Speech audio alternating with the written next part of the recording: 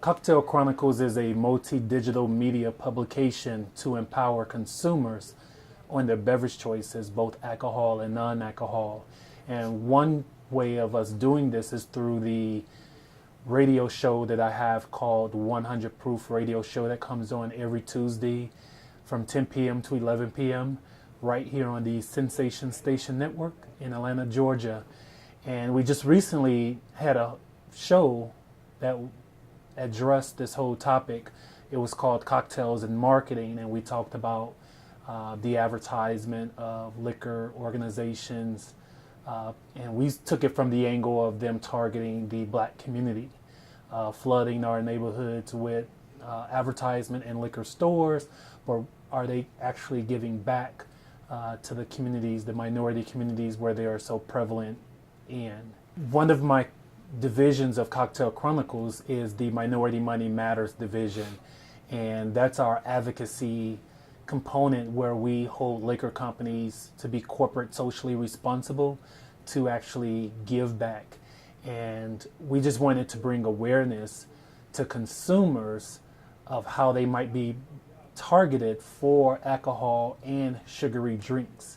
I do believe that black communities are targeted by liquor companies and with advertisement. So with that being said, I try to be a component of them giving back to that community as well, teaching us the knowledge of healthy drinking, responsible drinking, helping the youth in those areas who will be influenced by their marketing.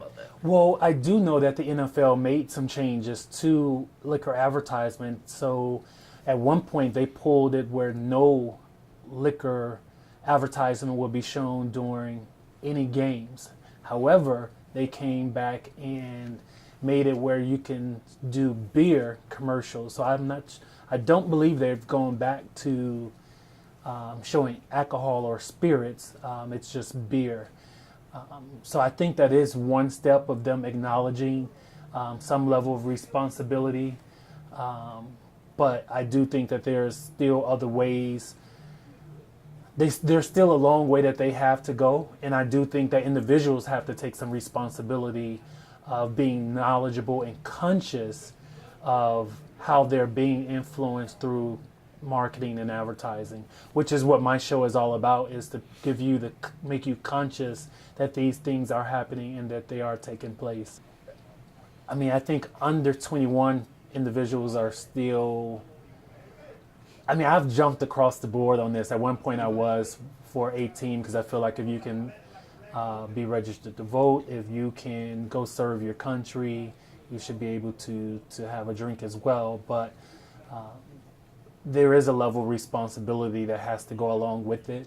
And I think 21 is a mature age for one to make that decision that perhaps could hinder themselves or someone else if not done responsibly.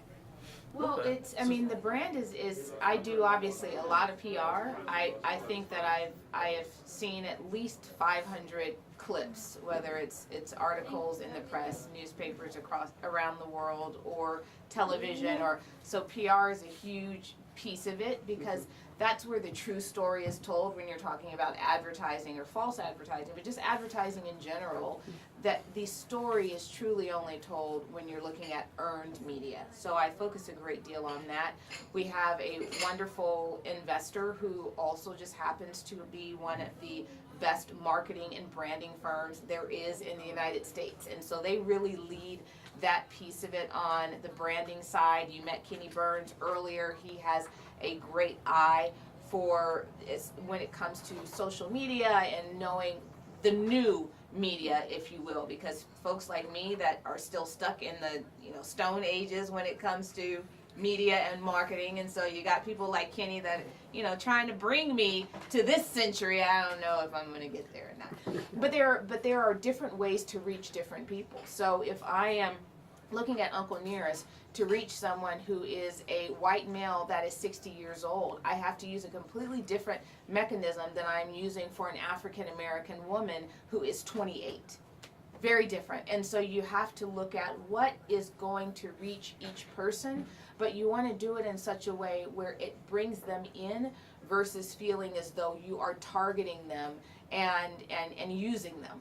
So there's a delicate balance. The data points, so it's hard to distill down everything that we do, but we pull data points from at least 50 different places just in one market, and figuring out, because if you think about all the different ways that you're advertised to, it's online, it's when you're going to your social media accounts, but it's also if you're just going to Amazon, or if you're just Googling something, it may even pop up in the middle of one of the articles you're reading, a news article. So that's one medium. You have billboards, and those billboards, people think they're just driving by and there's not much there. Most of those billboards are capturing your information from your phone, and then they're tracking you from that point forward. They know if you're female, if you're male, they know your buying patterns. They pay attention to that by tracking your phone. And so that's another way to do it. You have your obvious radio, you have television, you have newspaper, you have magazine.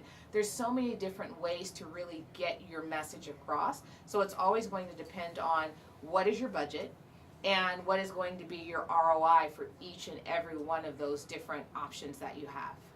The age that we have, and so you go with it. I mean, in countries where drinking began at 18, ironically, they have less cases of drunk driving, and they have less cases of young people becoming drunks when they begin earlier, because there's not this whole forbidden thing. So there's not something where they've been waiting forever and ever and ever. I grew up, I can tell you, my grandmother used to put us to sleep with little thimbles of beer and wine. That's how she would put us to sleep. So I never had an issue with alcohol as I got older, because it was never forbidden to me. My parents didn't drink it, but my grandmother did. And so I don't know. I think that you have to really study the effects of it. What I do believe is that alcohol, like anything else, in moderation is perfectly fine. It's when you begin to have it in excess, whether that's McDonald's or anything else, it's going to be a problem. People's Whiskey. Thank Yes. you, Carla. Rashawn Robinson says, hey, loving the show as a liquor distributor. Who is your target audience? How do you promote your brand? Well, the ironic thing is it depends on where we are. And so we began looking at the target demo being your main whiskey drinkers, and that is going to be male, white, ages, early 30s to early 50s. And that will always be the largest target audience. However, this is a unique brand where it's bringing in people who have not had whiskey in 20 years or never wanted to drink whiskey, or said they couldn't, it wasn't good on their palate, or whatever the reason is. And so we are finding that our target is growing very rapidly. But I hate using the term target. That bothers me, because Right. I do believe that if you produce an excellent product, your audience will find you, your consumer will find you. And then on the marketing side, I think our marketing playbook on this is about 50 pages, and took months and months and months of research to really narrow down where we go first, first state, second state, third state, what markets, what distributors. We are fortunate to have top distributors in every state we're in. Here we're represented by, in Atlanta, it's Empire, and they are just incredible. They represent us here in Tennessee, but we're also RNDC and Young's Market, and we just have a great allied, we just have a great